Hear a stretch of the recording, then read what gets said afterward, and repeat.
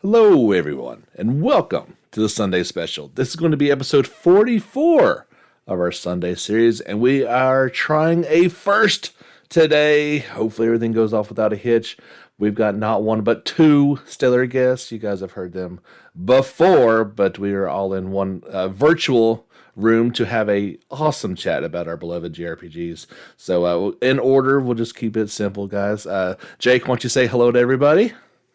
Hey James, thanks for having me back on. Glad we can kind of get to do this roundtable. Should be a lot of fun. Absolutely, I agree. And Jordan is with us as well. How you doing, buddy? Hey, thanks for having me again. Absolutely, yeah. So we're not going to do anything too serious. We've got a couple kind of topics in mind. We obviously are huge Trails fans, but we're going to kind of table that towards the end of the discussion and give people a chance to, I don't know, maybe stop the podcast because there'll be spoilers involved. But first up, guys, why don't we just talk about what we're kind of playing and see if there's anything that we can kind of piggyback on each other. Jake, what are you into that triangle strategy? Did I hear that? Yeah, I'm playing that now. I just finished up East 8, which, Oh yes. by the way, great soundtrack. Oh yes.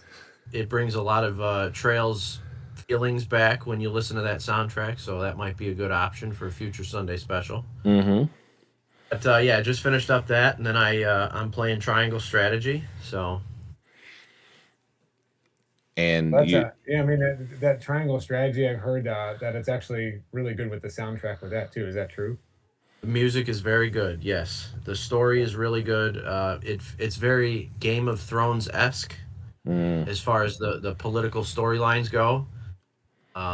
It's much more family friendly than Game of Thrones, although there are some gruesome moments in Triangle Strategy as well.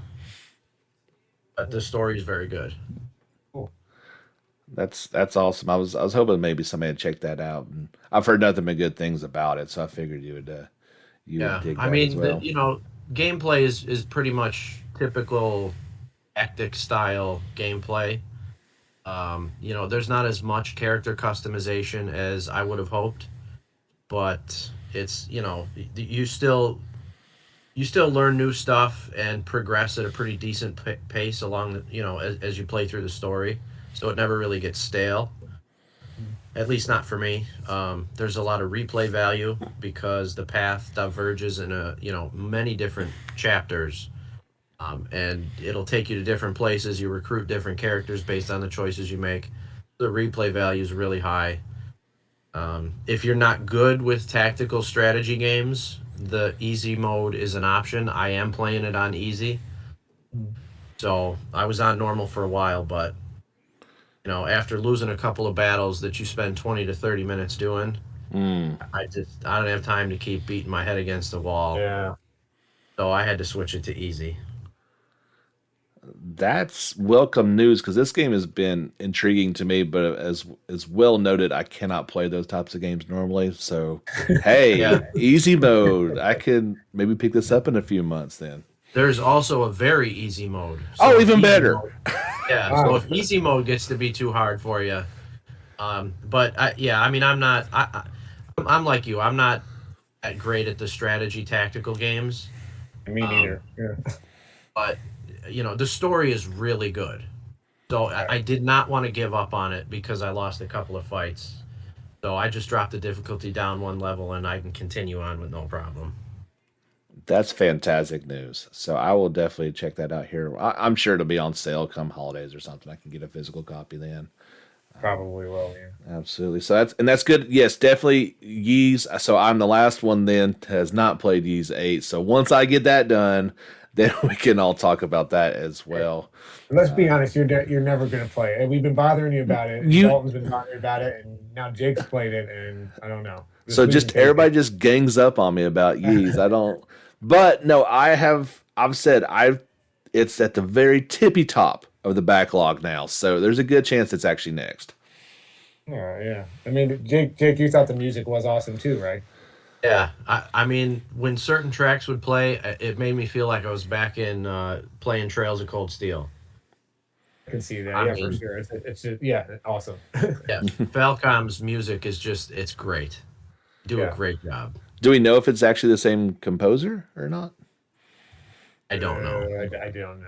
No. Okay, that'd be we might have to do a Google search. But so Jordan, what are you on right now? I just started Persona 3 FES a little while ago. I'm back on the PS2. I went back a little bit.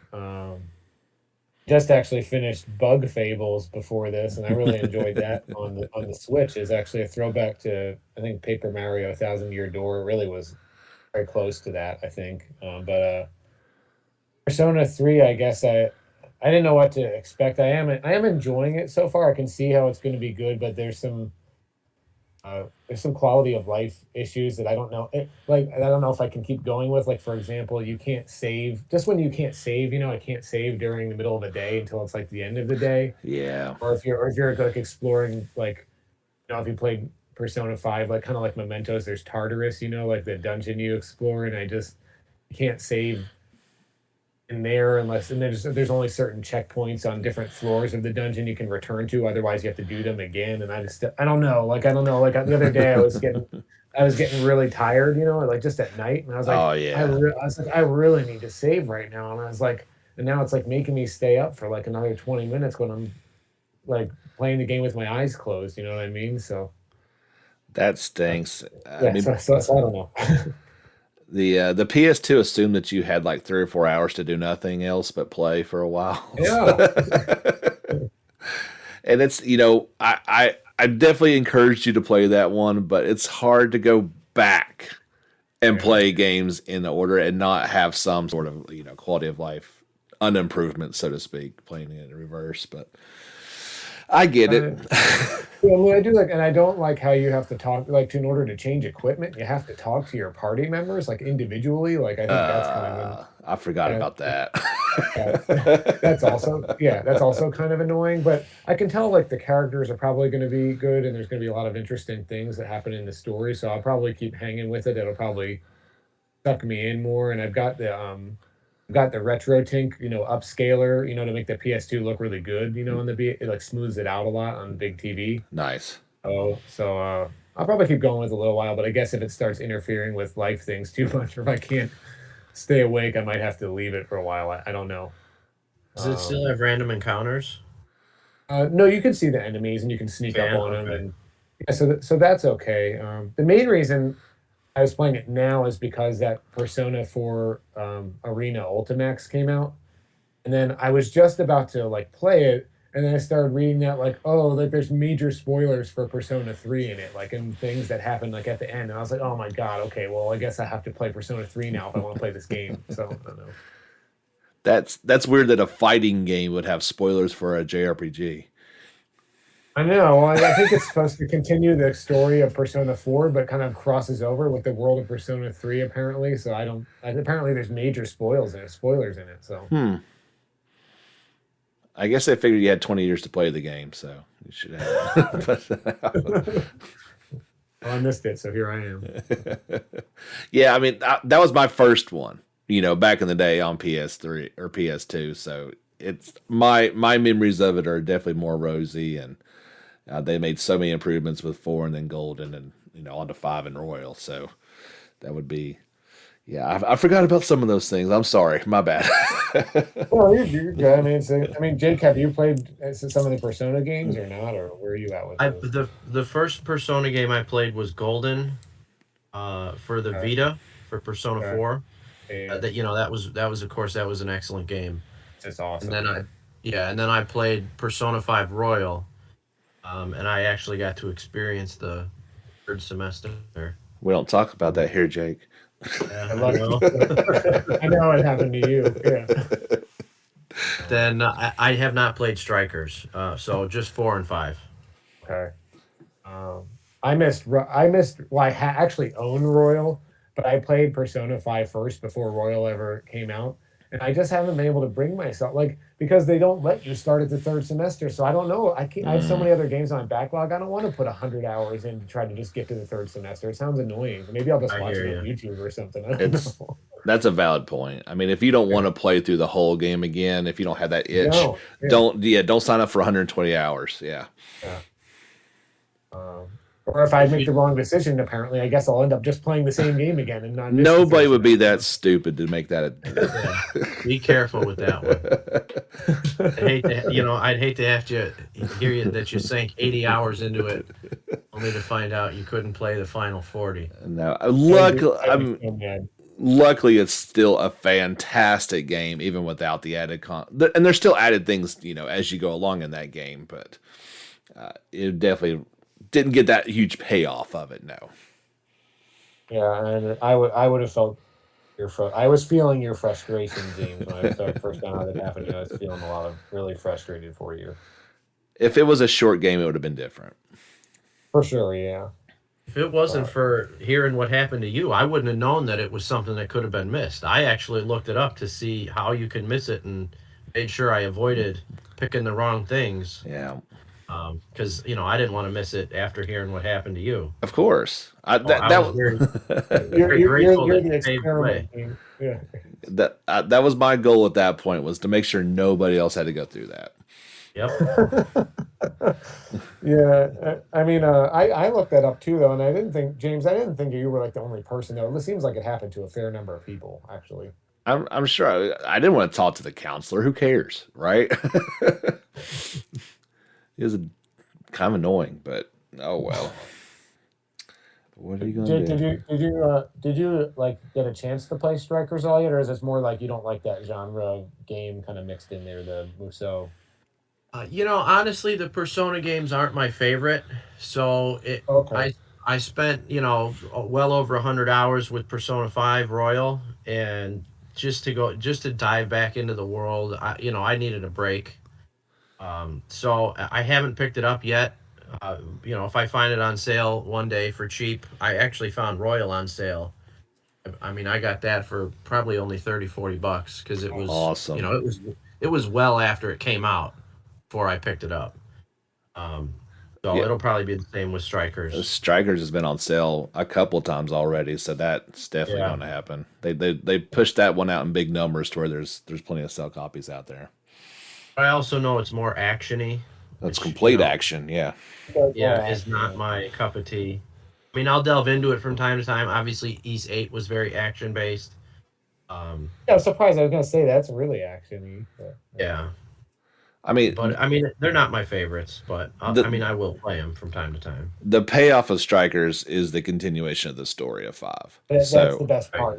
It is a very much shorter game. I mean, what was it, 40 hours maybe? For me, though, James, it was longer. Yeah, Jordan, it's always times 2, however long it's supposed to take to beat a game. I usually take my time to go through any Yeah. JRPG I play. I always play it slow. Well, Slow. this is a bit different. I mean, I kind of wanted to get through the action parts to get to the story, so I put on easy mode and just got through it as quick as possible. But it was really, really a fun game. It's got an easy mode too. Yeah. Oh, I couldn't have beat it without it. Yeah. That's good to know. Because it's pretty brutal on normal. Like it was not easy. I did beat it on normal, yeah, and it wasn't a cakewalk. It was not a cakewalk. But it's definitely something. I think it's any Persona 5 player that enjoyed it at least a little bit should want to play through it just for that much. The story, totally worth it for the story. Even though I think when you're finished, I don't know, James, if you'd agree. When it gets towards the end, though, I think you're definitely ready to be done with that game. Oh, so. Yeah. I mean, if you want to add them both together, you're talking about 160 or more hours of investment into this story and world. You're ready to be done with. Yeah. Yeah, I mean, speaking of that, both Jake and James, I recommend. I don't know if you like this genre of game, but if you like Persona 4 a lot, which it sounds like you both do, I recommend, just even for the story continuation, playing Persona 4 Dancing All Night, though. Is that? Are you being serious right now? Being serious, I'm being serious. I'm being serious. Like it actually does a really good job expanding the characters and expanding the story of Persona 4. Like it really does take you back into that world, but you do have to play rhythm levels in between and stuff. But so it's up to you if you want to do that. But the story is actually really good. All right. So is the rhythm part like the dancing at the Honeybee Inn part of remake? Kind of. Yes, I mean, that's a no then. That's my least favorite part of the entire game by far. the story is really good. Like, I mean, I'll Jake, you watch it said you on love. YouTube. I was gonna say, sounds like a YouTube candidate to me. I love it because I also do like rhythm games, like so I was good with it. But I mean, like if you love Persona 4, I mean, I think you should at least watch it on YouTube because the Okay, story is really good, actually. that's fair. Well, it sounds like there's Uh, story in the Ultramax Arena too. Then yeah, apparently it extends the story of Persona 4 more again, so that's why I was really wanted to play it. I don't really, I mean, fighting games are fine now. I don't play them very much now, but that's really why I wanted to play it, is because I wanted to get back in that universe and then see what happens more to the characters. I had no idea there was story in I figured there was a little bit in the dancing game, but I would never guessed in the fighting one. But I No, can't play those games. and the dancing, I'm not saying it's not a little bit of story. It's actually like a story. Like this cutscenes are really long. It's mostly not you playing the levels, the rhythm levels, but it's mostly story, I would say. That's interesting. And Teddy says some really hilarious things in that game. I'll tell you that. He was always good for the comedic factor. Yeah, I mean, whether you wanted to laugh or not, sometimes he just wouldn't have any choice. If I go and buy this dancing game, will they put Persona 4 Golden on PS4? Uh, Maybe, yeah, they might. Uh, that's the only way I'd be willing to do it. Yeah, Just give us Golden. Come on. yeah, take my money. Yeah. Still don't understand that one.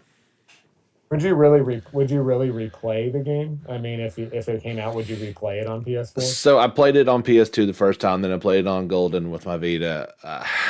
Probably not. I mean, I've tried, but there's so many people that have not played it that deserve that opportunity. That's kind of why I keep pushing for it. No, I get it. Yeah. Because while Vita is a great console, they're extremely hard to find now. And I mean, everybody's got a Switch or a PS4, so I think I've said before, I play on the PlayStation TV so I can play with the PS4 control. I don't actually have a Vita, but the PlayStation TV has the guts of a Vita, so I just play on that. I imagine that's even harder to find. I think so. Yeah, it was like $60 when I got it, but it's cool because you can go to the PS Vita store still, and you can play all the SP games and PS Vita games like on your TV with your PS4 controllers. That's what I like about it. That's awesome. I love that idea. I'm still very surprised that didn't catch on better.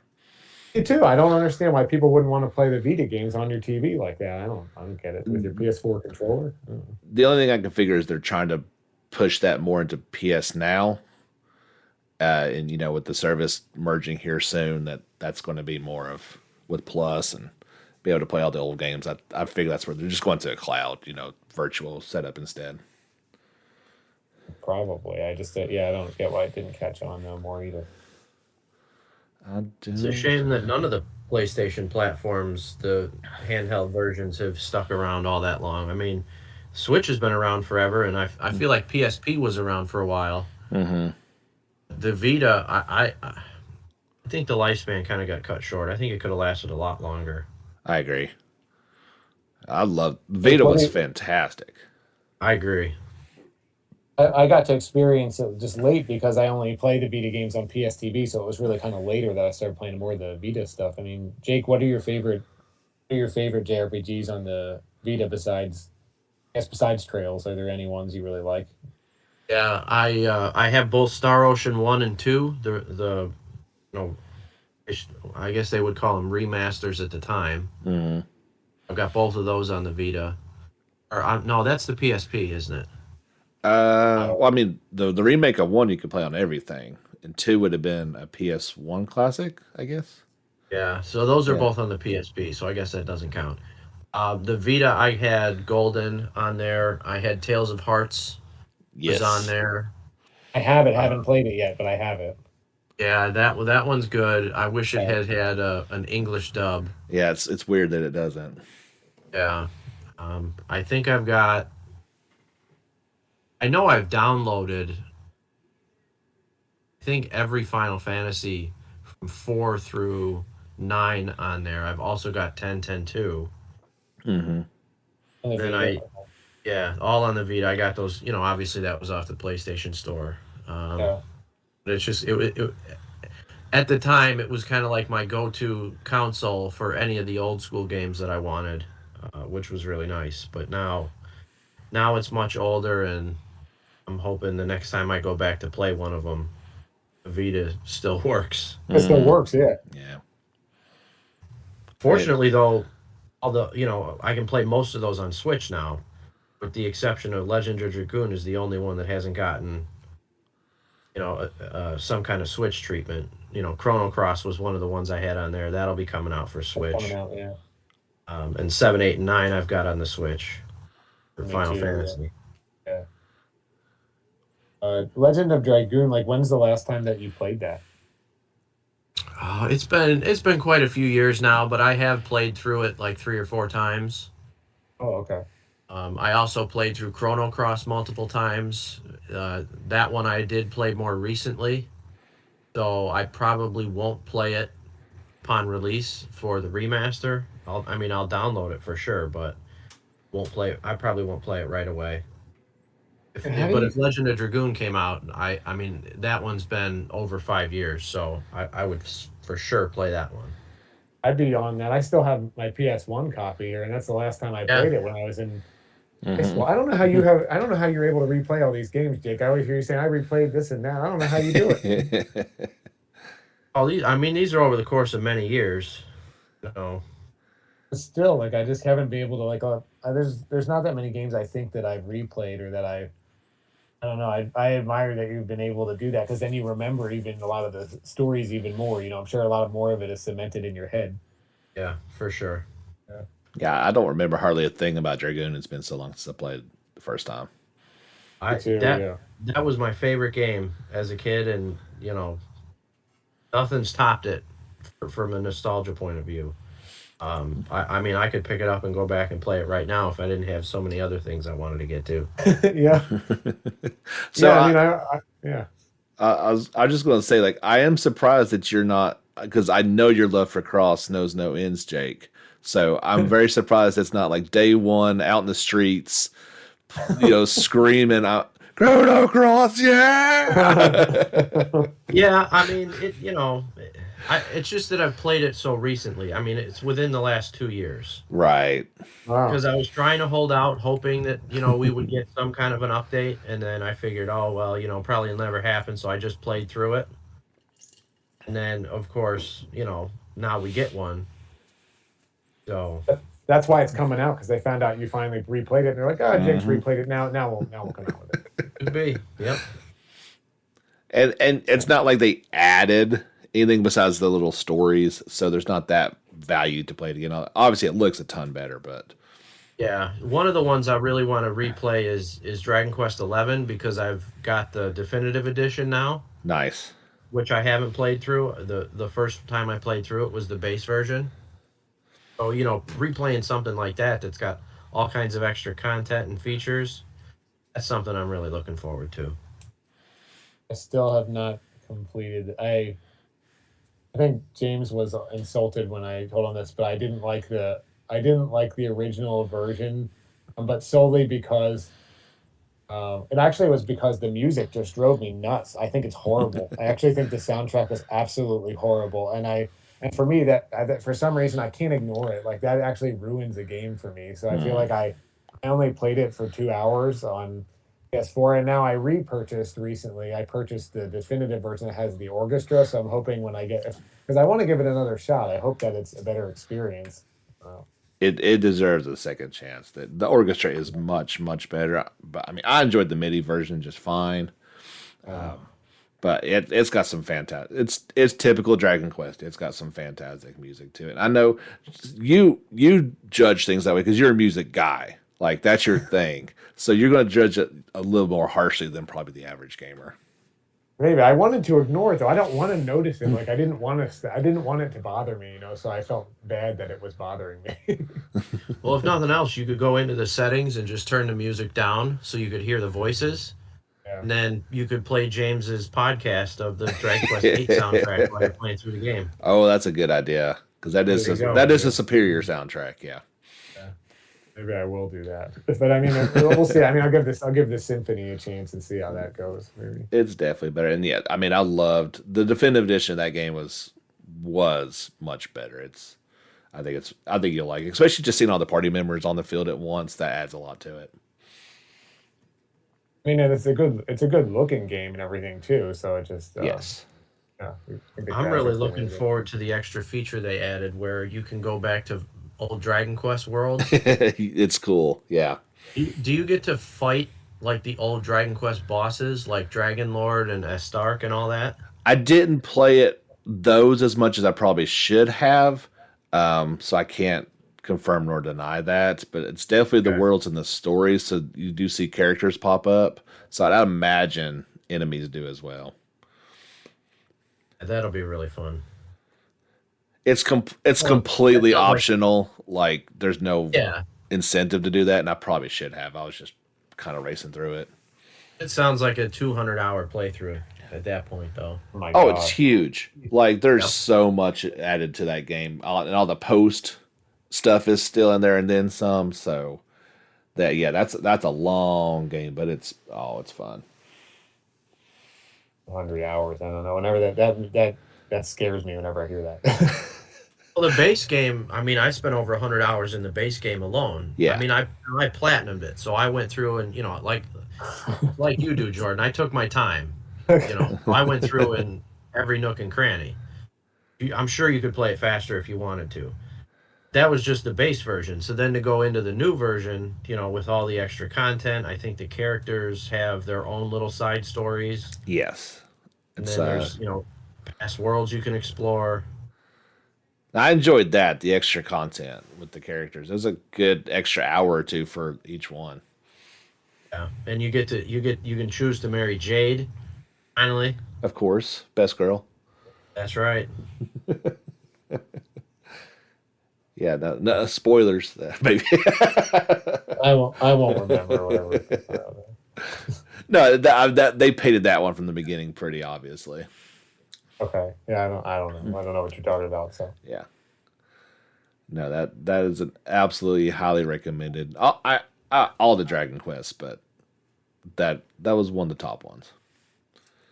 and that's why I really do want to give it another shot. I still haven't shut the door on it yet, but I just need the music to change a little bit. So Yeah, I started replaying 8 on the 3DS not too long ago, and you forget how great that music was, though. There's a man, game that could do with a Switch treatment. Oh yeah, yeah. maybe I'll, I'm surprised they haven't. yeah, maybe I'll put on that soundtrack like Jake said. That's a good idea. If I need to do that. Yep, that would work. Yeah. What? Not to change too much, but what? So what's the next like big game? We know Jake is going to boycott Chrono Cross apparently, but what's the next big game that you boys are looking forward to next? Go ahead, Jake. Well, nothing new really. I mean, the big ones will be towards the end of the year with the Crossbell coming out, Hmm. the next generation for the Pokemon games. But obviously, that's a long time out. So once I get done with Triangle Strategy, which will probably be, if not this weekend, then next weekend, I really don't know. I might try to start up the playthrough of Dragon Quest XI-S, Okay. but I've started that before, and something else has always popped up. East 9 is in the backlog, but Yeah, me like too. I've said, yeah, like I've said, I mean, I'm not a big action RPG fan. So since I just got done with East 8, I'm probably just going to take a break from that for a while. Yeah. That one's probably not going to be first up. So yeah, probably Dragon Quest XI-S, but I reserve the right to change my mind. Well, do you? So you mean games that aren't necessarily coming out like in the future, but just games that we have in our backlog that we're going to play as next? Is that what you Either mean, Jake? both, whatever. Yeah, I mean, backlog, top of the backlog, and then like, what's that you're gonna actually put some money down on? Yeah, I mean, I've got Ease 9 up there, I guess, because for me, I did just beat. I beat Ease 7 actually, the PSP. I played on the PlayStation TV, on the PSP version on my TV with the PS4 controller, and so I need a little bit of a break in between. But I think I'm getting ready, like after maybe Persona 3, Ys 9, or what else is in there? I guess I mean, yeah, the Dragon Quest 11. I'd be willing to give that probably another shot. And I guess in terms of games coming out in the future, I mean, I think Final Fantasy Remake Part 7 Remake Part 2. I mean, whenever that's going to come out, I mean, I'm still very excited about that. And probably also, I mean, the Chrono Cross, I am actually really looking forward to because I haven't played it in a really long time, so that'll be up there too. Do we get the next Trails game or the next remake Part 2 first? Oh, Depends on whether or not you're talking the Crossbell release or No, the new game. Yeah, new game. Yeah, Hajimari. So that's fall of next year. probably Hajimari, because we have a definitive time frame for that. I would say that one's probably going to be out before Remake Part 2. I'd agree. yeah. I also think that's true. What about, have you guys looked at all at the new Final Fantasy Origins game? Oh, I've actually heard pretty good things about it. I know people kind of seemed down on it when it was first announced or something, but I've heard it's actually pretty good. Do you think you might actually try it? You know, it doesn't look as bad as I thought it would based on the original promos, but I will not buy it for $60 on the PS4. Right. If when I get a PS5, if I find it on sale, I might pick it up and toss it in the backlog. But I just can't bring myself to support the direction that they're going. I'm just, oh, thank you. I think that's why people were kind of down on it, but I've heard that it's a lot better than people expected it to be. That's what I've heard about it. I have not tried it myself. That's what I've heard. Yeah, and it probably will be. I probably would enjoy it. I don't know. I think that's all fair. I mean, Yeah. I thought the graphics looked pretty cool, but other than that, there was nothing that impressed me about the gameplay, the characters, the story. Now, I think Square Enix was smart. They did those demos and they took feedback and they made some improvements, which is why some people are enjoying it. But it's certainly nothing screams, here's my $60 for a game I may or may not like. Yeah, that's true. Maybe if it's $30 and I want to add it to my Final Fantasy collection and possibly play it, that's a completely different conversation. Yeah, I've seen some reviews, and I guess there's a job system, which is Yeah, kind of that's what I nice. mean. Yeah. But I hear it's kind of shallow. Which isn't a big surprise considering it's an action game. So, I don't know. I mean, maybe there's something there, maybe not. I mean, I hear it's kind of a mix of, like the gameplay that they've taken from Remake, which, if you like that, is kind of nice. See, it doesn't look like that battle system at all. It looks like a brawler almost to me. And the one thing I'll give that does look kind of fun is I think there's multiplayer mode. So like other people could join and play the other characters in your party. That could be kind of fun in a weird sort of way, but nothing screams Final Fantasy about it. No, I agree. Other than the jobs. Yeah. And yeah, I did hear about the job system. I don't really, again, probably blasphemy, but I don't really like job systems all that much. It's fine, but it's not my favorite thing. Yeah, I'm right there with you. I could take it or I leave it. I don't disagree. I mean, it's a nice idea in theory. I just think that some of them are so grindy to get, to unlock the best stuff. And then if you want to switch, not only do you lose the abilities that, you unlocked, you also have to start all over with the next one, which if you're mid to late game, that's a lot of hours that you'll have to pump into the new jobs when you could just stick with the old ones and plow through. Yeah, I agree. That's the way it usually goes. I know that there's actually jobs in Yakuza Like a Dragon too. And Is it really? yeah, and you actually get, but they're not at the beginning. Like you got to get your full party to get to that point. But by the time you reach that, let's say you're like at level 8 or 9 in the job class. Yeah, you got to go back to 0, and there's a huge drop off in the equipment that you can get, as well as the levels. So you take a huge hit party wise just to change a class to get back to where you were. Yeah, that's why It's I annoying. like Bravely Default too. I think they implemented the job system really well. They did, yeah. Yeah, I mean, each character when they switch jobs, they had their own different animation. Each one of them put on some kind of different outfit, which was really nice. And you got to use some of those abilities that you worked so hard to get. And if you combined them with other abilities for different jobs, I mean, you could unlock some really powerful stuff. Yeah, I like Yeah. the second ability part of that. That was well done. Yes. I didn't mean to laugh. I was only laughing a little I bit know why you because laughed. you know I laughed because I felt bad, dude, because I was listening to you on a previous, I think, episode, and then you mentioned Bravely Default. You like too, like you really loved it, and I really gave it a shot. I think it was like maybe like 16 to 20 hours into it. I just couldn't do it. I didn't like it. And I felt bad because I know you really really liked it. Yeah, I mean, it's like like you said, if you're not a big fan of the jobs, I mean, that's where the meat of that game comes from.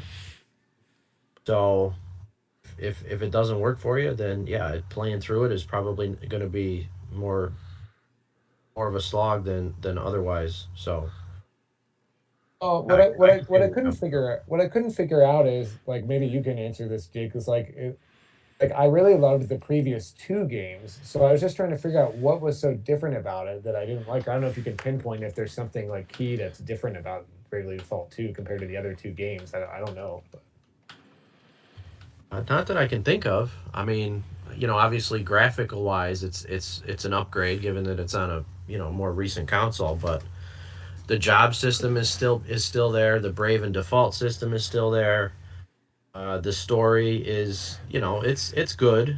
It's not one of the best. It's tropey, but that's never something that's really bothered me. Yeah, We know what we like with we do. with Yeah. JRPG stories, so that's something that's never really bothered me. So yeah, I don't know. I mean, I don't think there was too much difference other than that's a new story to play through. And maybe it was that I don't know. I felt like one thing I'll say when I think about it now that we're talking, I felt like Bravely Default 2 I feel like it forced me more to use like new jobs when I didn't want to. I think it forced me more to do that.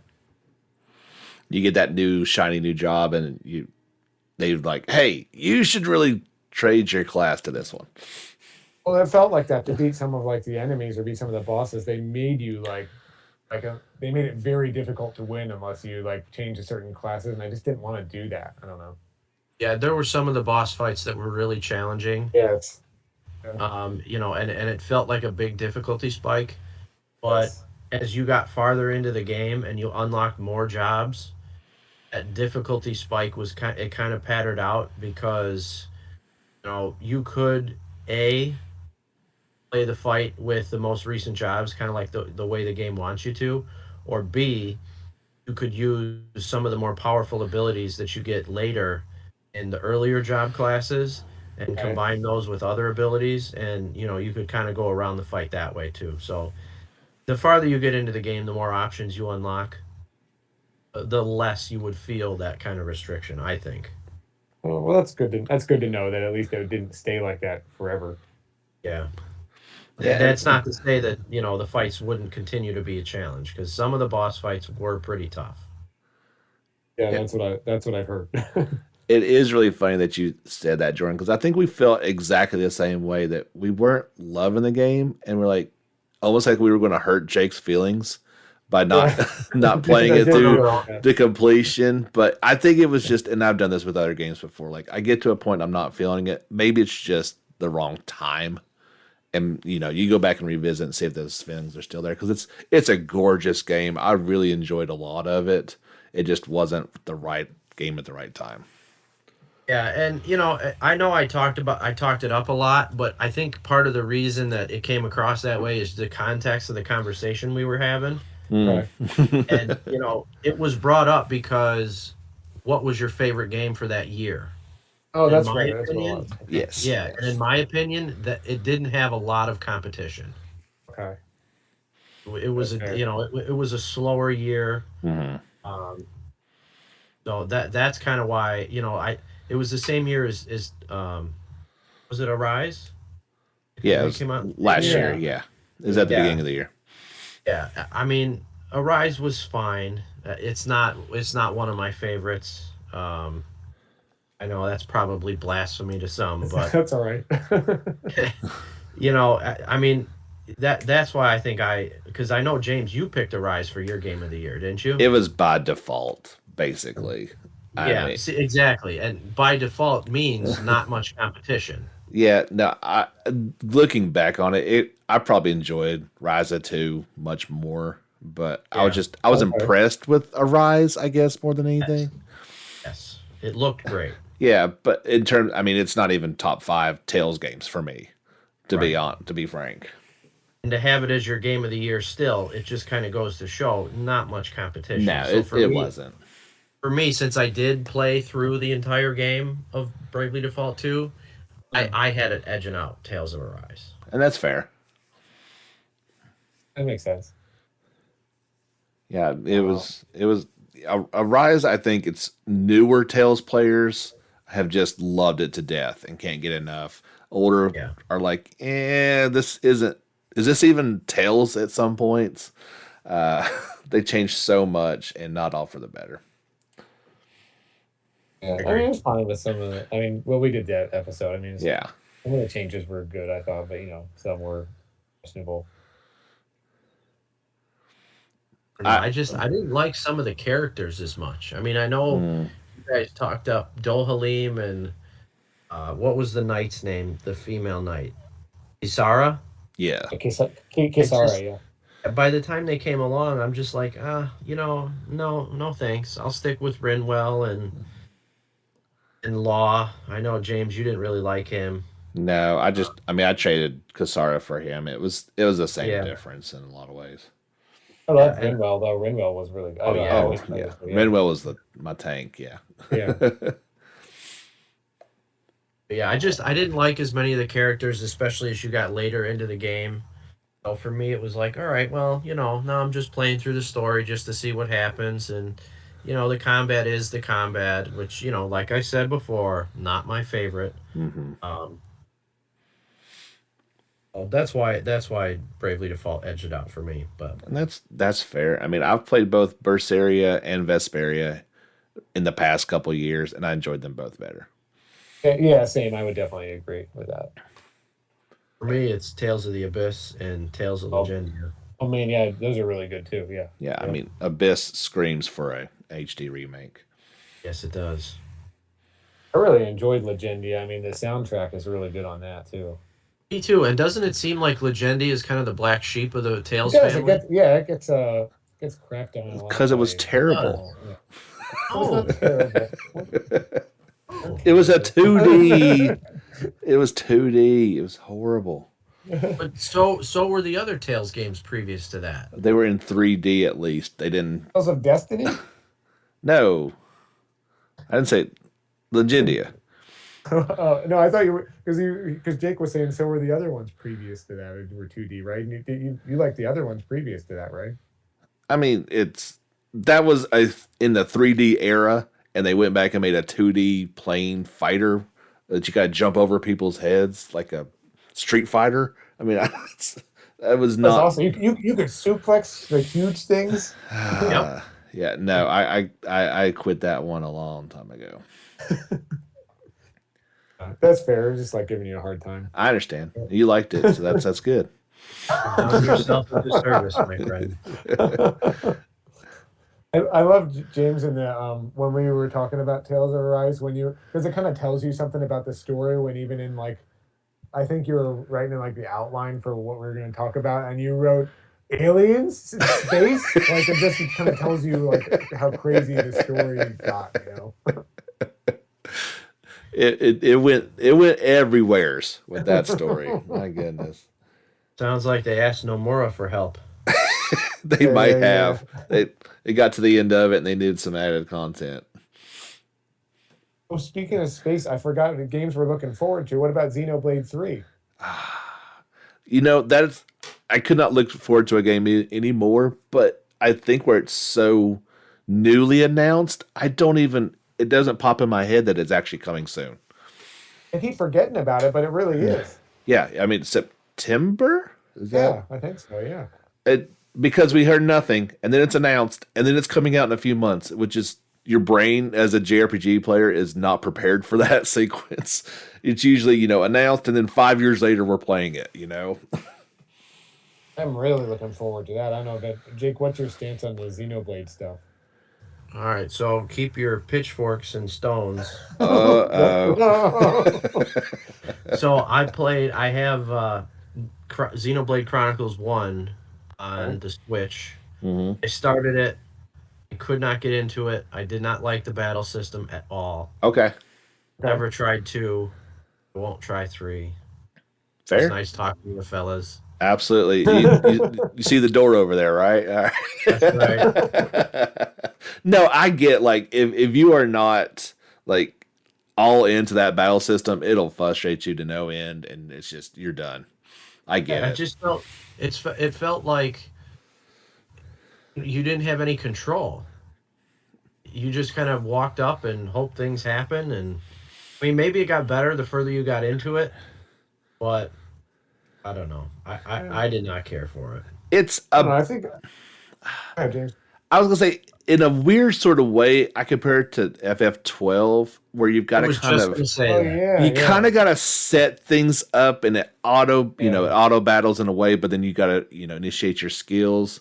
So no, I get that the hands off fish is a little weird. I was just gonna say it felt like Final Fantasy 12 with the Gambit system, Hmm. but I think the Gambit system I liked better. Oh, yeah, And you could control that much more once yes, you got into it. right. I think Xenoblade 2 though, I do think you got more control in A terms lot of more, setup. a Yeah, lot more. a lot more. And then just some of the intricacies of the battle system. I mean, some of those didn't open up in Xenoblade 2 until maybe 12 to 15 hours in, and it just gets really actually I won't lie, it's very complex and hard to keep track of at first, but once you get it and you really get it, it's very satisfying. So that I played two before I played one because I didn't play the original. Oh, that's right. I forgot you did that. So for me, it was hard to go back to one's Oh battle yeah, for system. sure. The story was awesome, so you wanted to play through it for that. But in my opinion, two is a superior game in every way, really. Yeah, I agree. It is two is definitely superior. But I I'm think at the yeah. same time, I'm not going to say Jay go out and play it because if you don't like one, I don't necessarily think you're going to like two. Yeah, well, I mean, maybe if I find it on sale someday, and I'll look up some gameplay videos on YouTube to see if changes they made from 1 to 2 would make it more to my liking. I mean, because I have heard great things about the story. I liked the Yeah. story in Xenosaga, Hmm. Okay. so Yeah. they know how to write good story. Um, so maybe I would give it a shot. Is there a connection between 1 and 2? Very much. Yes. Yeah. Okay, There so is. would I be lost? No, Oh. it's a weird sort of way they do it to Yeah. So where you wouldn't I be mean, lost. me and Jordan have talked about like which game is first. Like, Yeah. what's the Yeah. chronological on this? Because it's weird. Like, what Xenosaga is weird. Period. But It's weird. well, you're not going to find the game on sale. You'll be like if you can find a copy at all. They did not put out a ton of them of part Oh, two. really? Yeah, Okay. I didn't realize that. yeah. It's I think you won't find a used copy. It's probably have to go on eBay and pay premium. Oh. Now you can get it digital. I've seen it on sale digitally, but if you want an actual hard copy, Yeah. yeah. I just played Xenoblade 1 on the Wii. That's what I have on the original Wii. And all I remember is with the final boss, I was totally under leveled and I didn't know it. And then I had to leave my Wii on overnight, and I had it on for like it took me like 4 hours total or 5 hours total to beat that boss. It's Oh my horrible. lord. Yeah. Yeah, that is a game that if you are under leveled, it'll let you know very quickly. Yeah. And I thought I was done with that stuff where I'm sure you guys have all had to leave your console on at some point with something like that, like old games, But The old I thought ones. I thought I was done with that until recently with I went back and played E7, and then the final boss of that, I just didn't expect it because it was such a huge difficulty spike, and I ended up having. I think that took me about 4 hours total. I didn't realize, and it pulls the old trick on you where it's like, oh, by the way, you got to use all the party members you haven't been using this entire time, and they're not leveled up. Have fun. And then at that point, you've already beaten like one very difficult phase of a final boss, so then you don't want to go back. You know what I mean? So your party members are all split up, and you have to do that. Used all my items, and then I was stuck on the final phase of the boss for hours and hours and hours, and I don't really want to do that anymore. No, that doesn't sound fun at all. No, the game was really good, but that was not fun. I don't mind that mechanic if you use your characters and you actually like them, but more than likely you're going to have a few that you haven't used since the very beginning, and they suck. Yeah. I think that's pretty cheap, like that kind of surprise where there's no warning of it at all. So you just and they haven't done that the entire game. So I hope they don't ever bring back those kinds of mechanics. I found Xenoblade Chronicles 2 is on Amazon for $65. Okay. Well, It's not horrible. no, it's not horrible. I guess what I would say is like you're not going to find it on sale per se. It's going to be full price. If you can find one, that's fantastic. I'd pay it. I did pay it, so. Yeah, I think the one thing is you might know. I think James, you know this, but I really just don't like the spiders. I don't like the spiders, and there's too many spiders, and I just don't like it. I don't like it in Cold Steel either. I don't like the spiders. Oh, and Xenoblade? And Xenoblade 2 especially. Yes, yeah, they're giant. I don't like them. I don't like them. No, and you find yourself like in that cave. Oh, the Yeah, giant. I Oh, don't. Yeah, that's the stuff of nightmares for you, buddy. yeah, it's horrible. And the ones in the Trails game that hang down from the sky, I don't like that either. Nobody likes those. Yeah, they're just hanging from the sky. There's nothing for them to hang from, but they're It's still like in their the web air. is like attached to like a cloud or something. I don't know what that is about. Did I mean, I was going to say quickly though? Did you play Torna? The expansion to 2. No, I have it in my backlog, but I didn't play it. So we yet. need to play that before 3. I'm guessing. Okay. I would guess. We do? Okay. I would guess so. I don't know It's for like certain. it's like a prequel, isn't it? To 2 though, Yes. pretty much. Yeah, it Okay. sets all that up. I mean, let's put it this way. I want to play that. I didn't want to at the thought you- time, but I thought you played it. I tried to and couldn't get into it because I've been playing Oh. Xenoblade Chronicles 2 for 300 hours, and I needed a okay. break. So let me ask you this: so Torna is a prequel to Xenoblade Chronicles 2, which Uh-huh. may or may not take place before Xenoblade Chronicles 1. It's Yeah, impossible to yeah. explain, but yes. Yeah. All right.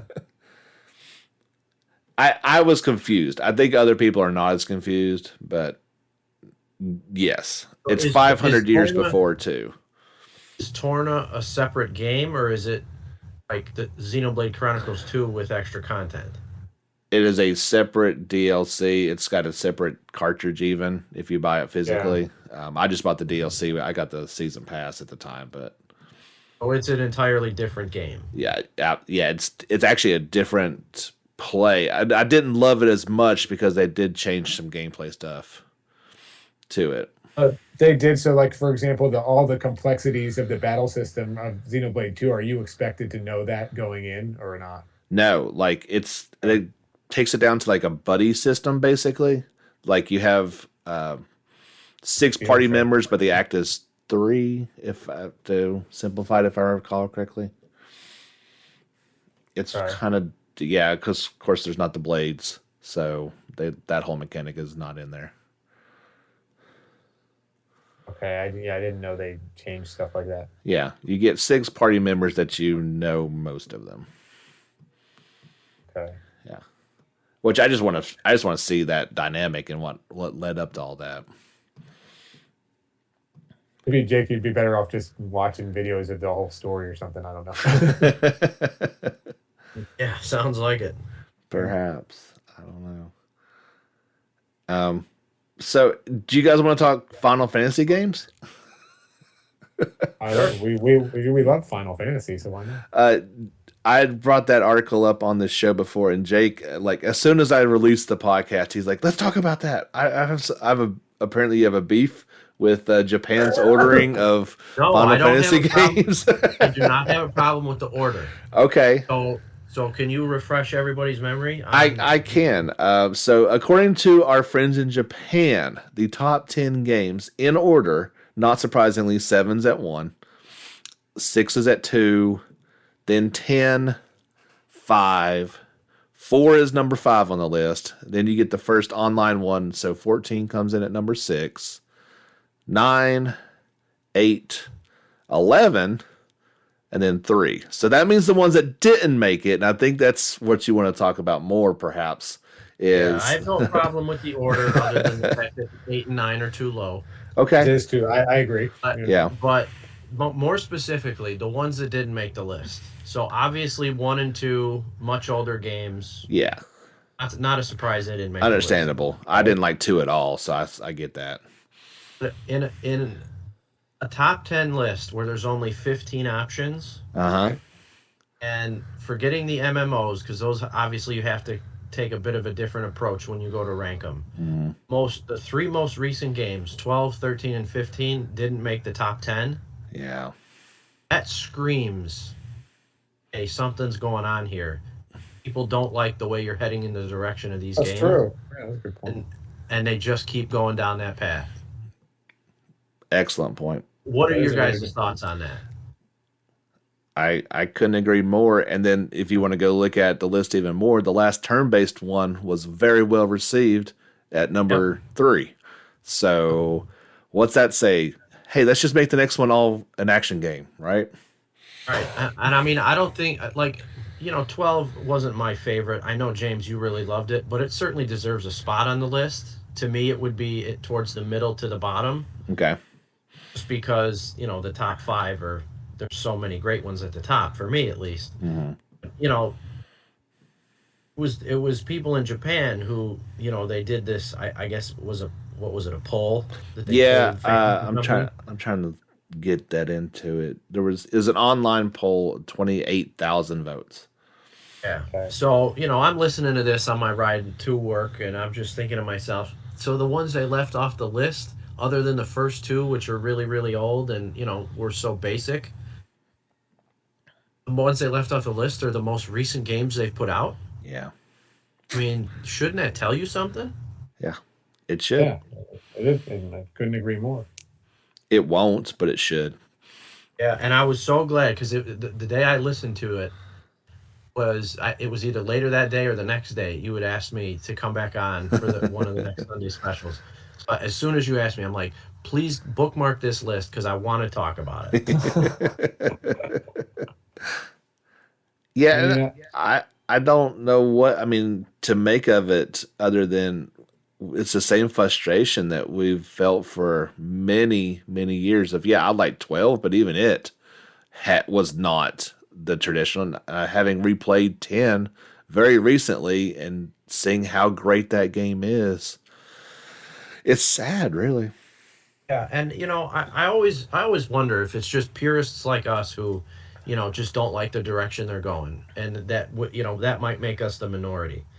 But here that they polled however many people in Japan, and for them to leave off all 3 of their most recent games, I mean, it makes me feel like we're not the minority. People they don't like the way that they're going, and it doesn't seem like they're learning from it.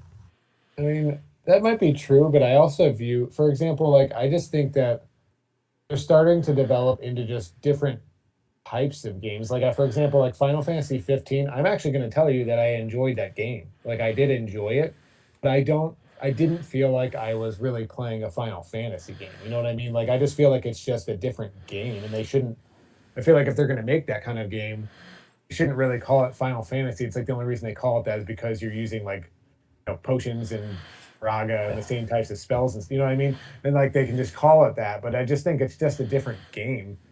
And it's the kind of game they're making, the kind of games now where it's like I will tell you, like Final Fantasy 15, I can't remember the story. I just remember that it was entertaining. It's almost like an action movie that you watch that you're just like, man, that was entertaining, but it didn't have a lot of like substance that really you could emotionally latch onto, like you remember. You know, like all those earlier Final Fantasy games, part of what makes them special is they have these stories and characters you really like, you remember them. You know what I mean? They stick in your mind. But I mean, try to tell me the story of Final Fantasy 15 or even of 13 or whatever. Maybe you can, but I can't, even though I played them. You know.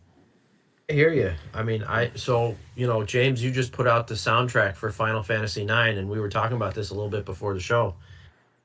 Just listening to it just brings back so many memories Yeah.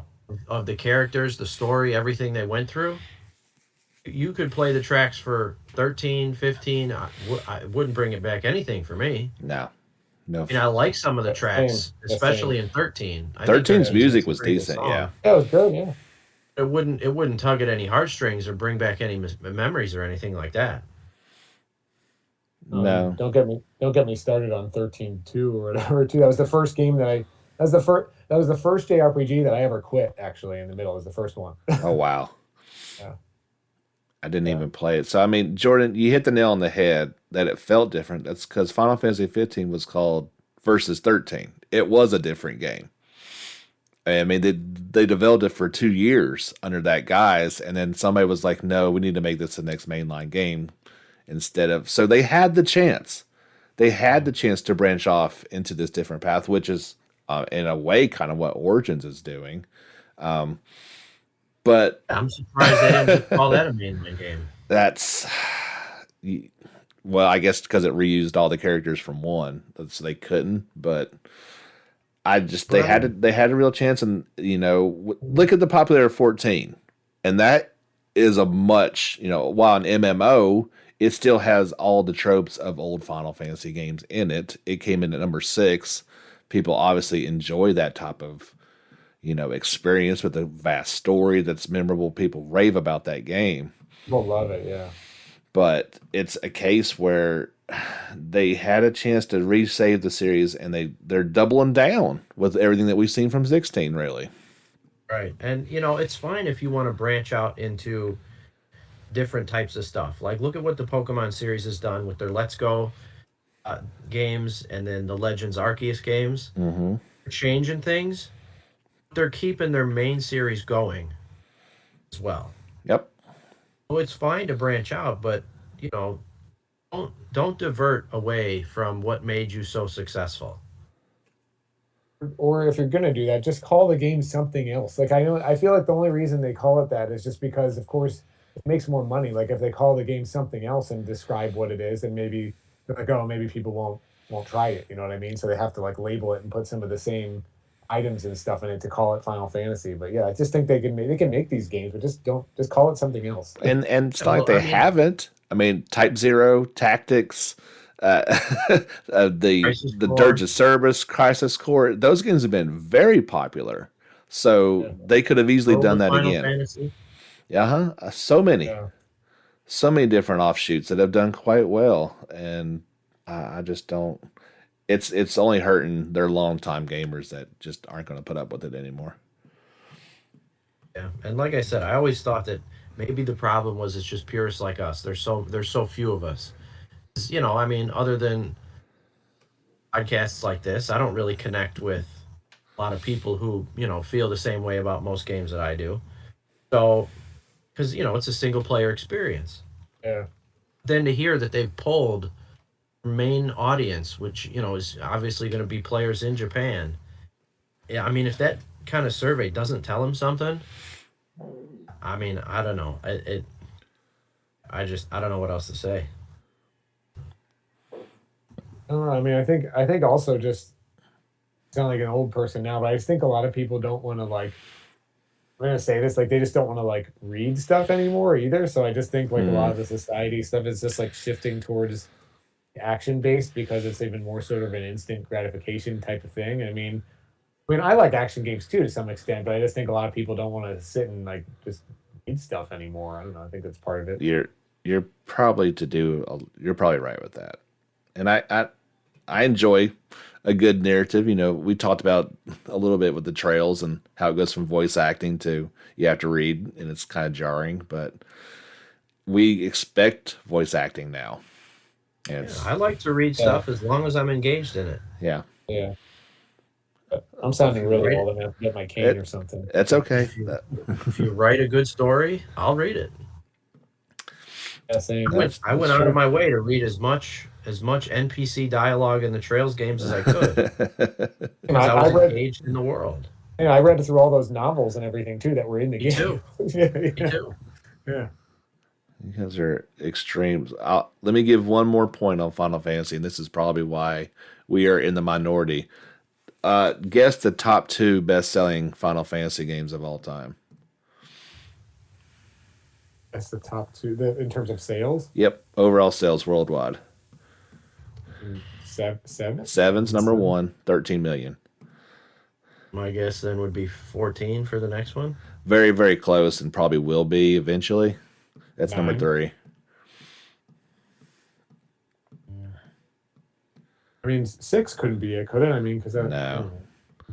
And So 10's high. It's over 10 million, but unfortunately, sales speak and Final Fantasy 15 at nearly 11 million copies. For really? Yeah. Okay. Now think about it. It was also released on Xbox and on PlayStation and PC, so that's probably got a little to do with it. But that's the only number that matters to Square Enix. Yeah. And it sold extremely well, and they're going to make another game in that vein. Yeah. That's so sad. I didn't know that. I'm sorry. Thanks for being such a drag, James. Stupid numbers and facts.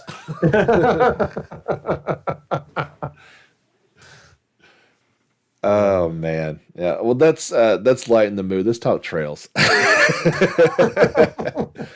So yeah, if I don't think we're going to get into too many spoilers, but we would like to at least give the opportunity to anyone that has not played most of them, all of them. Obviously, most of us have not played Cross Spell. Days are coming, so we'll kind of try to shy away from those a little bit, but.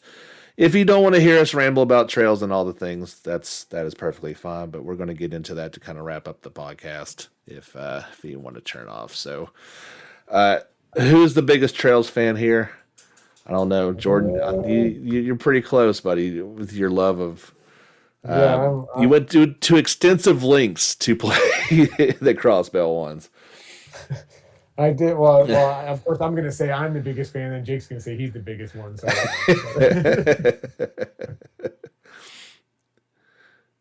Yeah, I mean, I did go to a lot of lengths. That's why I will avoid the cross-spell things. I mean, that unless at least anything that would spoil it for you guys, because I know you've both been waiting for a long time, and I don't want to spoil that when it's just coming up. So that's cool, but like I said, a lot of it was addressed in Gold Steel 4. It kind of had to be. So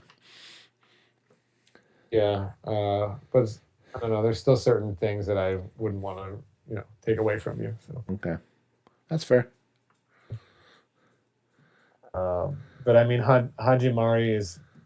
I just feel like I can't, because I've played the Crossbow games. I feel like that doesn't feel new for me, and I just cannot wait to see what happens. I want to see what's going on with the Grandmaster, and it's driving it. If I sit down and think about it, it literally drives me insane. I just start getting more angry at Falcom.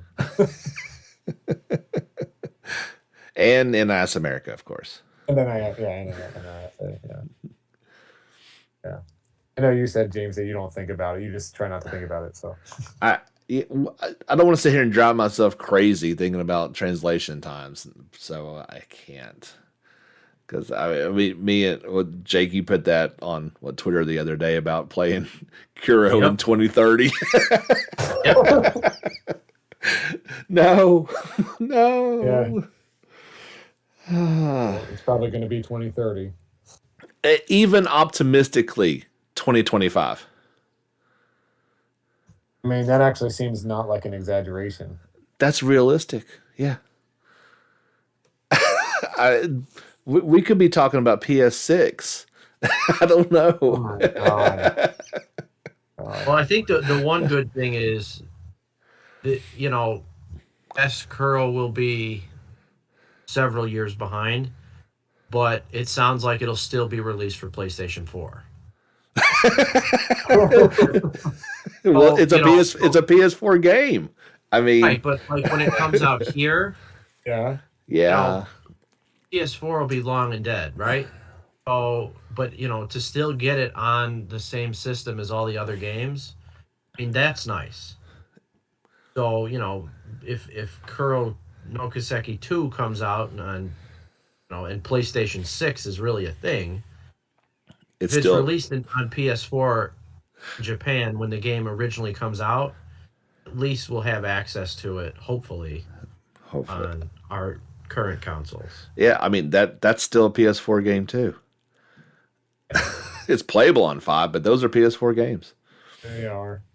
I mean, I really am thinking about, as I could understand a lot of the audio Japanese, like I said, I'm thinking about importing all of those games. I mean, I know that like I don't know if Jake you would even go to this length, but somebody did make a spreadsheet overlay for Hajimari, and like apparently if you have PS4 remote, you have remote play, you can Mm, actually install the spreadsheet an app from the spreadsheet to overlay the English subtitles, like fan translation subtitles that are actually apparently really good onto the game. So you actually could import it and play it theoretically even with English subtitles if you're willing to go to that length. I don't know how to do any of that kind of stuff. Yeah. I don't play any kind of game on PC. I haven't Oh, even neither. played Sky the Third. Okay. Remote play So, is purely just that though. You're not. It's an app. It's actually really cool. I mean, obviously it depends on your internet connection, both where you're at and at home. But Yeah. like I played Genshin remotely, and it when the internet was good, it worked really well. Yeah, I mean that I am concerned about like that not working. And I don't like Jake. I don't really play games on PC for the most part either, except for with the exception of cross-bell games, which I managed to figure out how, like on Steam, I managed to Hmm. connect my PS4 controller to it and then connect my PC laptop through my TV. So it was like I was playing it on the TV with my PS4 controllers. That's the only way I Gotcha. was able to really enjoy it. But if you don't want to do any of that stuff with Hajimari, like you could actually even just read the spreadsheet as you play it. It just would be really slow. You can read all the because it has Oh it in yeah, order. back and It has forth. it. Yeah, it has all the order like of all the characters and what they're saying and everything. So you could if you wanted. But It if you hadn't played them before, but like I can't wait to hear those voices that we've loved for so long I in a know, game. I know. That's That's definitely a another part thing. of it. It's gonna make it feel like I'm playing a different game, even if I understand what they're saying. It's gonna make it feel weird. Like for me, like when I played the crossbell games, it was all the Japanese voices, which I actually really liked. Uh huh. And then when I went to play Cold Steel games that had those characters, it was weird for me. I was like, okay, that doesn't sound like Randy at all. You know what I mean? To me, that's like Tio. You know what I mean? Totally different. It's just weird.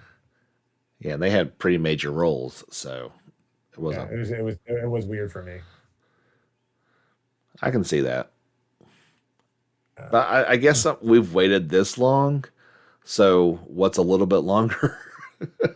you know what? A little bit longer is too long. Yeah.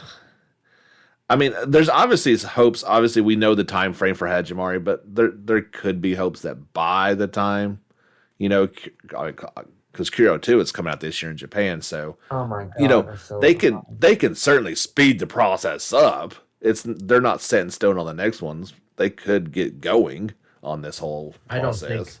I don't, if they've already contracted it to NIS America, I don't think there's any chance it speeds up. really. I think the only way we get it sooner is if they outsource it to somebody else. Well, I mean, Cloud Leopard does a great job in Asia. Why Yeah, can't, why is it just hire some people, get going, get Geofront, put them Yeah, on full time.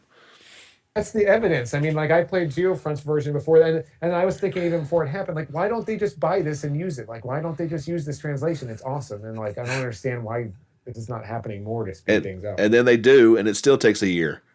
Yeah, but it's still going through NIS America. That's the problem. Like I have no idea how any of this stuff works. So don't quote me on any of this, but if it was Falcom who just would, you know, partner with the Geofront, get that translation, and then pump it out, I think it would be out much quicker. It's still going through NIS, so I don't know if they have some kind of contract with NIS where they have, they own the rights to publish everything in the West for the Trail series, or just for Falcom in general, because I know EC8 Yeah. and 9 were published by NIS America. So That's true. And I mean, I don't really Xanadu know and how- everything else. Yeah. yeah, I don't know. I don't really know how any of that stuff works, but if something doesn't change by the time Kuro Kaseki starts its localization, if that's still on NIS America, we're going to be waiting a long time. They really, I mean, there is like I've heard this translation like for Hajimari is really good that they made. It's actually on it's zerofield.net. That's where the translators are who made it, and it's supposed to be really good. I don't know why, Jake, they just don't partner with these people. I mean, does it bother you as much as it bothers me, or you just also just try not to think about it? Me? Yeah. It's horrible. It's terrible. I mean, like the waiting even. I mean, does the waiting bother you? Like do you think Yeah. about the story sometimes? I hate it. I mean, you look how long it takes other companies to make games. Final Fantasy, how long has it been since the days when they would pump out games year after year? I mean, it's been 20 years for 7, Since 8, Super 9, Nintendo. right? Yeah. Yeah. 7, 8, 9 all came out within 3 or 4 years, right? Yeah. Yeah. Falcom is pumping these games out just as quickly. They are. Yeah, they are. Nobody makes games this fast anymore. Yeah. Falcom is doing it, and the localization just can't keep up. It certainly seems something is broken on NIS America's platform, that they've got too much that they're doing with not enough staff, and we should have we should have Hajimari this year. They should have already released the Crossbell ones. Like, I understand they want to taper those out somehow, but they need to just put those out. Hajimari should have been out a long time ago. Oh, absolutely. For what? At least 2 years? I thought it was 2019. Yeah. 2019 or 2020. It was one of the, I mean, it's been so long I can't remember, but it's been years. Yeah. Yeah. Yeah. So I mean, I was really hoping that they would move towards worldwide release. It doesn't seem like that's happening. And I get it. I mean, I know Falcom's a smaller studio, but I mean, they Cold Steel 3 was such a big hit in the West that it really pumped up the popularity of the series. I was really hoping that goodwill would propel localization forward for the series as it continued on, and I mean, it just doesn't seem like it has. My only hope is that this is through, and then there's the other game, that's coming out after Hajimari. Mayuta? Yeah, Mayuta? so I'm hoping that's the end of the NIS contract, and somehow Kuro just comes out right there afterwards. Whoever it is that ends up doing it. I thought that there was the shareholders meeting or whatever where Falcom said they are aware of this problem now, like they actually admitted it or acknowledged it. So I thought that maybe they are going to do something about it. I don't know if that's what that meant. That would be my interpretation of it. That somebody looked at their time frame and said, "Whoa." Yeah. And it wouldn't be such a big deal if it wasn't so. I mean, every single game is so connected to every other game release. Yes. I mean, you can't even look at box art without getting spoilers. Yeah. You see pictures. You see pictures of Kuro, and you see that Fee is in there. Well, that means that that means that Fee survives the Cold Steel arc. Yeah. And I mean, you can't even look at box art or pictures or anything like that. I haven't looked up anything, so I don't want to know anything that happens. I avoid everything for that stuff. Yeah. So we can't spoil anything now for Jordan and everybody else too. I mean, I hate to say it, but every time you put out a video with, trailers for Kuro, I don't want to watch them. I don't want to get spoiled on Hajimari. I don't blame you. I don't watch it. It's tough. I mean, it's the line I've been walking for years now of Yeah, what to you're talk about and what I don't want to talk about. you're taking the hit for all of us just by reading the articles alone. Yeah, it's tough. Luckily, there's not much, so it's been. Okay. I mean, it's been completely silent for a while, Okay. other than two is coming and Yeah. Kuro's out. But But I mean, if they start putting pictures of Kuro 2 on Twitter, Oh God. it's you'll coming. you'll see you'll see characters and you'll know, oh hey, that must mean they survived Kuro 1. Yep. Oh, No. absolutely. And I'm I so think excited about that game. I'm much more excited about Yeah. Kuro than I'm about Ajimari, to be honest. really. Yeah. Okay. I thought, Jake, isn't it true that in I thought the story of I haven't looked up anything about Kudo at all, so this isn't a spoiler or anything, but I just thought that that book that the book in Trails of Cold Steel 4 that has the characters like 3 and 9 Three in and it, nine. like Yeah. yeah, 3 and 9. Isn't that supposed to be something that happens in Kudo or something? You know, like the same way that what happens to was it Toval? Like, I think in If one of I'm the not mistaken, those characters are that story plays out more in Hajimari. that's Hajimari. Okay. Now, I don't know. Now, that doesn't mean that those characters don't continue into Kuro. I have no idea. But I think you'll see those characters, and I'm pretty sure I've seen pictures of them or, Yeah. like fan art of Hajimari and stuff like that. But I think that that's where they're introduced. Yeah. Their characters are in there. Yeah. Okay, yeah, because like, isn't it like what is that Red Moon Rose or whatever? That eventually kind of came to fruition. So I guess I was just wondering when Yeah, these Red Moon Rose. Isn't that the one that's about Alphonse and Emma's grandmother? Yeah. That's her. yeah, right, exactly. Yeah. It's just weird how those like they. So that means they've already, like, I guess we knew this, but it's like they've already planned out games in advance in the previous games. They've already planned these out because they're embedded in the previous games. You know, in these Oh, novels. yeah. It's kind of weird. Yeah, well, I mean, yeah, Falcom does that for sure. I mean, Yeah. that's part of what makes the lore in the series so great. Do you I'm think not, he I don't did want. that? Like he wrote the book like 20 years ago and it's still playing out? Probably.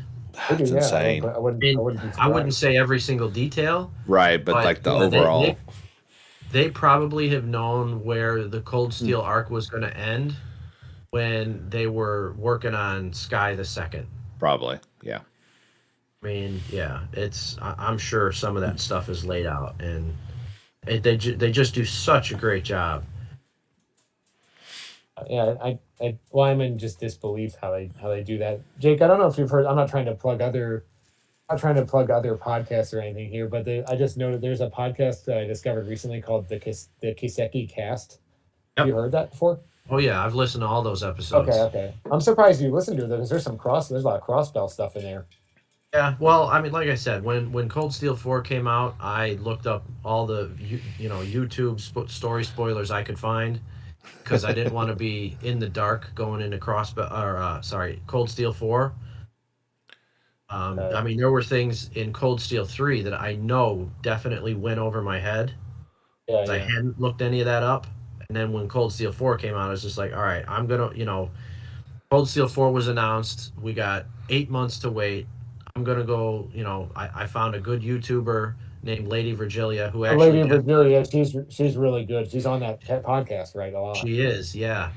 And, she had story spoilers for both Crossbell games. So I watched all those videos. There were a lot of them. I mean, it was many hours. But when you got 8 months to wait, you got time. So Yeah. Well, I mean, yeah, that's why in Cold Steel, I think it was Cold Steel 3.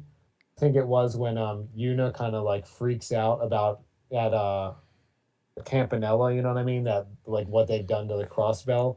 Like that hit me really hard, like emotionally, Yeah. because of because of getting so attached to Crossbell and everything. I think if you like replay Cold Steel 3 after playing the Crossbell game, even that part, I think it'll hit you like in a different way, I think. Yeah, it was Yeah. emotional, but it would have been way more if you'd have cared. I did replay Cold Steel 3 after watching the YouTube videos for Crossbell, and you are absolutely right. So I'm sure it'll even be much more impactful once I play through Crossbell itself. Yeah, and no, I think that's absolutely true, and that's cool that you've listened to like the Kiseki nut. He's on there too. He's pretty good, I Yep. think. So, yeah. Yeah, he does a lot of good content for Trails too. Although, again, I hate to have to say it, but there are some videos he puts out I just can't watch Yeah. because he's got reports on what's going on the JP timeline for Falcom series, and I mean, he does a good job with spoiler warnings too, just like Hmm. this podcast. But yeah, there's some where I just have to turn it off and say, I, I, I don't want the spoilers. You can't blame. I I mean, don't like that's his bread and butter. Like he's got to Yep. talk about it. That's Yeah, it. Yeah. yeah, That's his deal. So he wouldn't have a lot yeah. of content if it weren't spoiler ridden. It's true. I don't look at just like Jake. I don't look at any of it though. So No, it stinks to have to be like that about stuff. yeah. Well, I really, it just sucks when you said 2025, and it's like, okay, that sounds like it actually is realistic, and that's just very sad. Yeah, so, That's probably realistic for Curl one. yeah. Yeah. Is that sad because we're old and we may not last that long?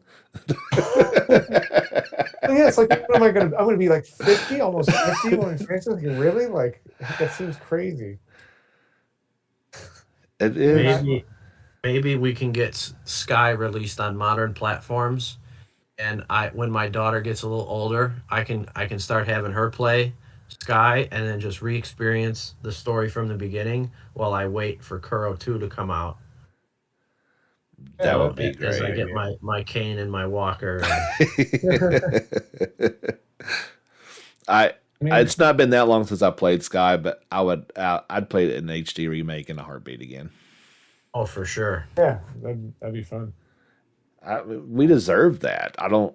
I mean, there was expressed interest to bringing those out. It'd be a perfect game for the Switch. So I don't. Yeah. I don't understand it. And I think they will. I think you'll see at least Sky 1 and 2. I don't know about Sky the Third because like I said, Who that's cares? been released outside of PC. I like I would Sky the love to get Third. a chance to play it on Switch. I think we'll see those. Now that they've moved forward with Crossbell, I mean, all the work for Sky is done. All they have to do is port it over.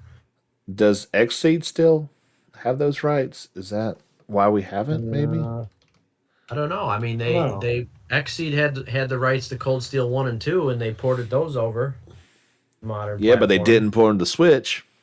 No, but even if they were to put the Sky Arc on PlayStation, I mean, that would be fine. Yeah, Xseed still has the publishing. Just I believe so. But I mean, it's not like they're out of business. They could do it. Mm-hmm. Yeah. I don't know. Maybe I feel like I'm almost better off with this timeline, just even touching up my Japanese more than it is now, and then it would be fine. I probably could just import them in 2 years. It's probably what I'll do. Maybe I'll just like make my speed up my reading more than it is, and I'll just do that. I don't know. I can't wait anymore. I don't. If I understand Hajimari, I don't think it's as long as the Cold Steel ones. So you might Oh, be really? okay. Yeah, that I believe that's my understanding. I think Hajimari is just kind of an epilogue for the Yeah. first half of the Yeah, arc. yeah. And then it'll do like Sky the Third did, where it sprinkled in a little bit of foreshadowing for what's to come, Yeah. and then it'll kind of wrap up what There- the character storylines of what we already had. I think they have the Oh, equivalent of the Star Doors type of deal in it. From Yeah. yeah. Okay, okay. Yeah, I mean, once we get into Kuro, I don't expect to see most of these characters again unless they just pop up for a random segment here or there. Yeah, I don't think Rain's They've made popping it up anytime. Yeah. right. They've made it pretty clear that this is the end, and unless for story reasons why it makes sense for a character to be over in Calvard, I'm not just going to force them into the plot. No, it's going to be those characters that were Right, from like, there. Yeah, like Fee, she's a bracer. It would make sense she travels the world. You got Yeah. Zin back Of course, in, Zin's in, back. in Yeah. Zin Sky makes Arc, sense. and yeah, they're from Calvert, so Kilika. Yeah, Kilika and Walter. Yeah, we get to Yeah. see that story finally conclude. I actually just want this kind of a survey here. Jake, how much do you actually like Reed? I like them. Yeah, I like him, but I don't think I like him as some other main characters of other games. That's what I was gonna say. yeah. I mean, I really liked Estelle. She had a very likable personality. You really could see her growth as the series went on. Um, so her character arc was more story driven. Whereas of course, there was some of that with Reen and you know finding out who his father really is and all of that stuff. But I think you know since Estelle has a bit more like of a love story, Hmm. whereas Green is he's got the harem working for him, which who wouldn't want that, right? But that really takes away from the character development that they could have done. I mean, I personally wouldn't have chosen Elisa. James, I know you wouldn't have either. Oh, No. no, I no. think it would do more for the character's progression had there been a canon love interest. And had they chosen Elisa, obviously, then that would mean that her character arc would be more. There would be more meat to that as well. Right. I don't I can dislike agree with Green by that. any. You said you don't dislike Reed. Oh, not at all. No. I don't dislike him, but there's times when I just feel like here and there when he grates on me a little bit. I find him like at times a little annoying, like more than other characters, but I still Yeah. like him. But I just like at times like I sent I don't know if you noticed this, but I sent James like it's like a bar graph that somebody figured out the statistics of how many times Reen says haha in the games. And it just shows how much it like increases, with each Cold Steel game, like how many times he says that. And I was like, yeah, he just at times this can get a little annoying. Nice. It was way too many. Yeah. I mean, There's way too many. I liked Reen quite a bit. Obviously, Estelle is a superior character in almost every way. I feel like Reen's unlikability wasn't really his fault as Right. much. Yeah. I Yeah. mean, he had a lot thrown on him in a lot of different ways. So, and we don't even know what happened in the North Wars. So there was, Yeah. uh, that dude had obviously the harem jokes aside, he had it pretty rough. I still remember when he was I think he's on the train, like one of the trains in like the bathroom, after his hair changes or whatever. And he's like, you remember this? He's like looking at himself. He's like, what am I like? What am I like a vampire now? Or something? Like, what am I?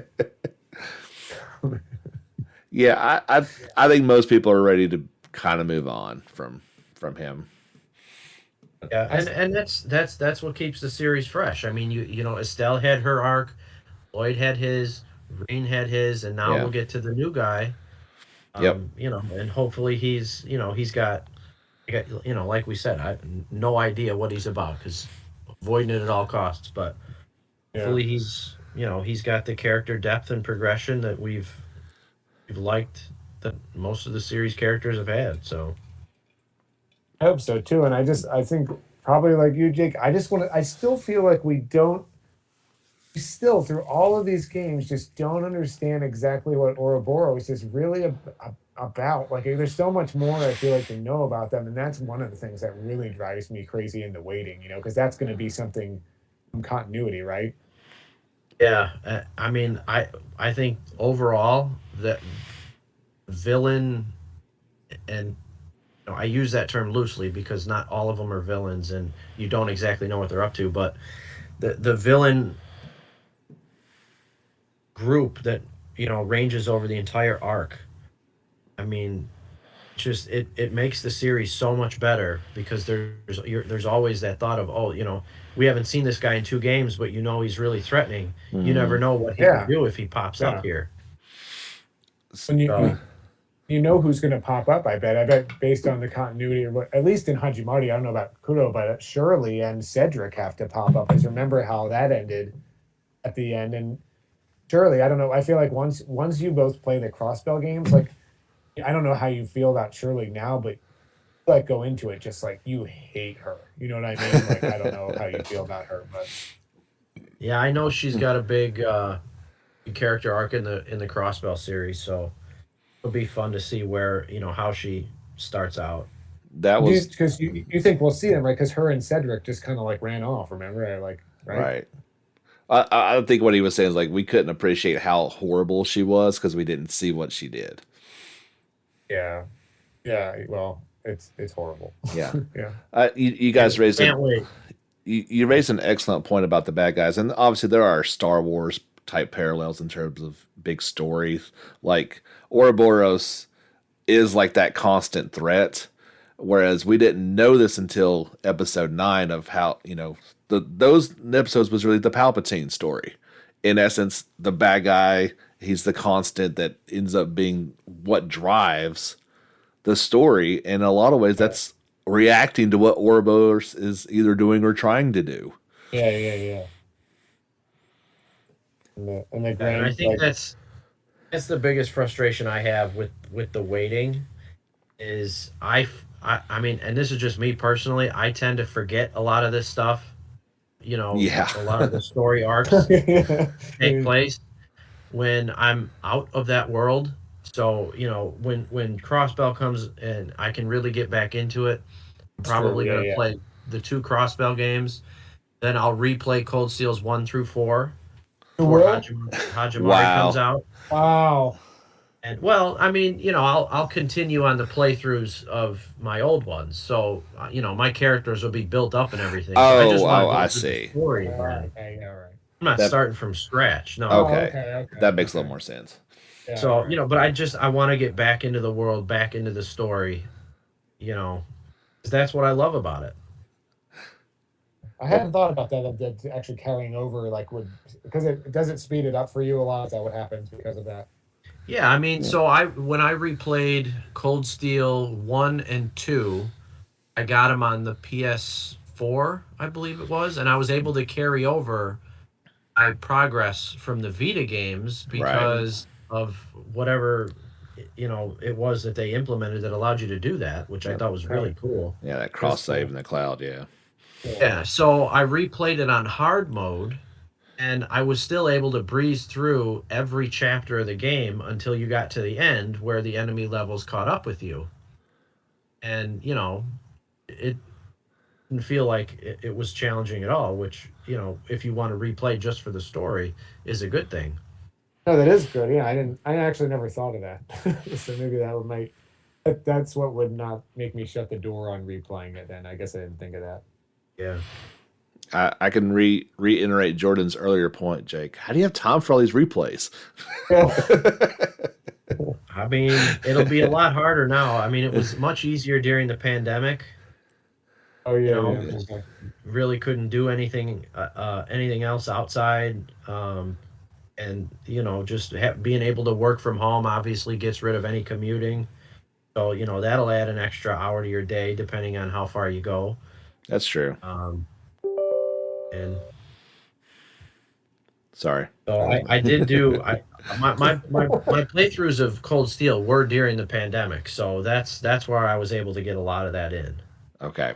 Me That too. makes That was sense. my first time playing those. Actually, was right at the beginning of the pandemic. I really just kind of was playing them all back to back. I associate Cold Steel 2 actually with hurting my back because I I did this like workout, like this one workout, and I hurt my back, and I remember just lying on the floor in the most uncomfortable like position, like because I couldn't get comfortable. But I was playing Cold Steel 2. That's the only thing that helped like distract me from how uncomfortable I was.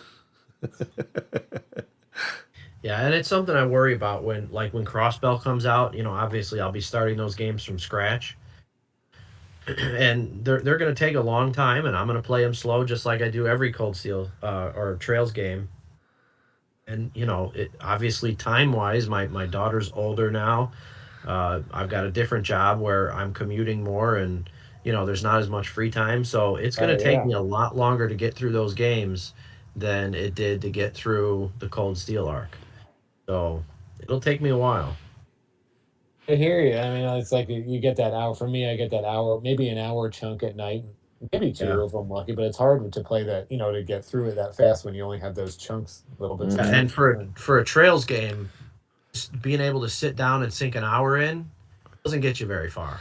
No. You don't No. accomplish much. Sometimes you just do just like a little bit walking around a town or something, and that's it. Right. You might get to the next town. Maybe. Yeah. Half a dungeon. Yeah. Hope I can get to the save point before I fall asleep. Yeah, this is good. Yeah. Well, yeah, in these new games. So, yeah. I remember, James, I remember watching your playthrough of Cold Steel 4. and you got to the fight with Arian Road and General Osborne. Oh Lord. And I know you were like, oh yeah, we'll get through this boss fight and then we'll shut it down, and then that fight ends up taking forever. And then once you finally beat it, then there's another hour of cutscenes, and it's like Oh my God, yeah. 1 hour a night. No. You can try for that, but there's a good chance that could turn into a lot longer. Yeah, I did get yes, yep. I was saying that there, in no small part, that's one reason why I don't stream anymore. Oh really? Just you got to commit to it, and then you got to keep it on, and it just was not working out well at 1 a.m. when you got to be up at 7. Yeah, Definitely not. but I don't know. That's good stuff. Well, I know we're running a bit short on time. We've got some places to be. Is there anything else you fellas want to chat about before we wrap this up? I don't have anything. I just really enjoyed actually getting to talk with multiple people about this stuff, and never really get to do that. So Yeah, same here. I mean, this was really fun. It was nice getting to actually have a fun conversation with multiple points of views, and I mean, like I said, these JRPGs are usually just a single player experience. So getting to bat the ball around with some other people who have played the same games that we grow up on and love, and all that is a lot of fun. So I hope we can do this again. Absolutely. it's all Yeah. awesome. Yeah. I don't see why not. That seems like it's a good idea. We'll do. Yeah. Anytime, just let me know, and I'll be down for sure. All right. Same. I got Jake. The moment I heard your Trails fandom, I was all in. So Maybe we'll have something. Maybe at least when Crossbell comes out, we can all experience that and talk about it a little bit in the Sure, future. yeah. All right then. So who? Raise your hand. Who wants to say the phrase and get out of here? Go ahead and take it, Jordan. All right. But everybody, don't forget to get back out there and level up.